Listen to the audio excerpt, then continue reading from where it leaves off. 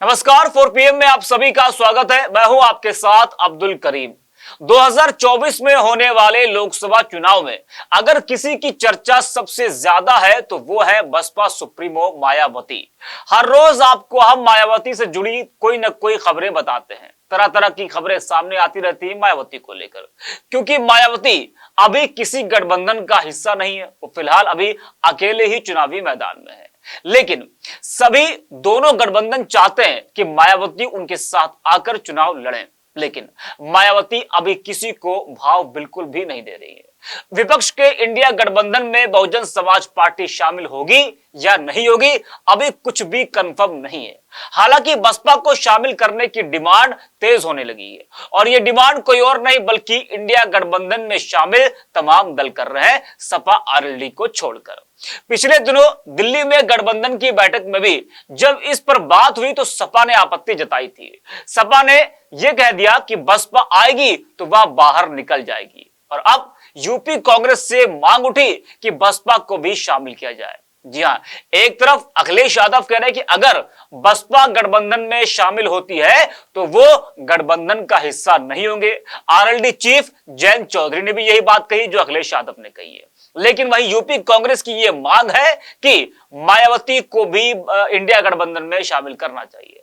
दरअसल कांग्रेस पार्टी भाजपा को 2024 में शिकस्त देने के लिए अपने तरकश में हर तीर रखना चाहती है, और एक रिपोर्ट के मुताबिक दलित वोटरों में मायावती की पैठ को देखते हुए यूपी कांग्रेस के नेताओं ने केंद्रीय नेतृत्व से कहा है कि मायावती की पार्टी साथ आई तो दलित वोट मिलना आसान हो जाएगा।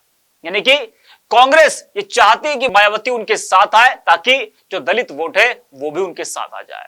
यूपी में 20% एससी एसटी आबादी है। वैसे इंडिया गठबंधन के अंदर अभी यूपी की सीटों के बंटवारे पर मंथन चल रहा है। जी हां, अभी सीटों को लेकर चर्चा हो रही है।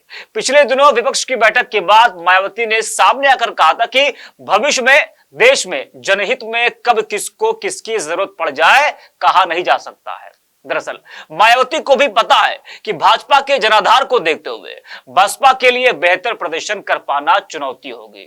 और पिछली बार अगर हम बात करें 2019 की, तो 2019 के लोकसभा चुनाव में बहुजन समाज पार्टी को 10 सीटें मिली थी।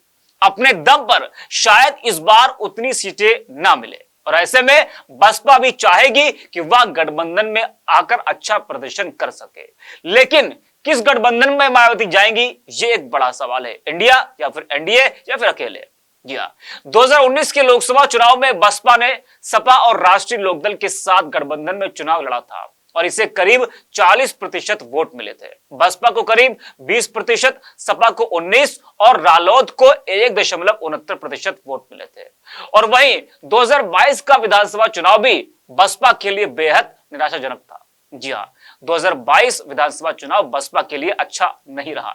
जी हां, प्रदेश का मुख्यमंत्री पद संभाल चुकी मायावती की पार्टी को मात्र 1 सीट मिली थी।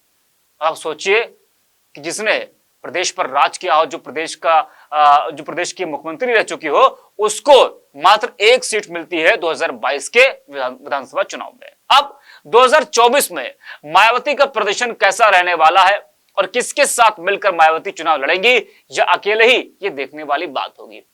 वैसे अखिलेश यादव की सहयोगी महानदल के नेता केशव देव मौर्य ने सपा और बसपा को फिर से इंडिया गठबंधन के तहत साथ आने की सलाह दी है, और कहा कि मायावती एक कुशल नेता है और अगर वो देश की प्रधानमंत्री बनती है तो इससे देश का सम्मान भी बढ़ेगा। जी हाँ, उन्होंने कहा कि अगर सपा और बसपा इस बात का समर्थन करते हैं तो उन्हें साथ आना चाहिए। हालांकि सपा पहले बसपा को साथ लाने का विरोध कर चुकी है और अब भी विरोध ही कर रही है। केशव मौर्य ने अपने सोशल मीडिया अकाउंट पर पोस्ट शेयर करते हुए कहा, सपाई और बसपाई दोनों मिलकर 2024 में इंडिया गठबंधन के बैनर तले बहन मायावती जी को देश का प्रधानमंत्री बनाओ, और 2027 में सपाई बसपाई दोनों मिलकर अखिलेश यादव जी को उत्तर प्रदेश का मुख्यमंत्री बनाओ। बात अच्छी लगे तो आओ हाथ मिलाओ। जी हां, यानी कि यह कहना है कि 2027 में अखिलेश यादव को प्रदेश का मुखिया बनाइए और केंद्र में भेजिए किसको, मायावती को। जी हां, आपको बता दें कि भाई बसपा सांसद मलूक नागर की भी यही मांग है कि मायावती को पीएम उम्मीदवार घोषित किया जाए और उनसे पूछा गया था कि इंडिया गठबंधन में शामिल होने के लिए पार्टी की क्या कोई शर्त होगी। उन्होंने कहा था कि कांग्रेस को हमारे पार्टी के विधायकों को ले जाने के लिए मायावती जी से माफी मांगनी चाहिए और उन्हें पीएम उम्मीदवार घोषित करना चाहिए।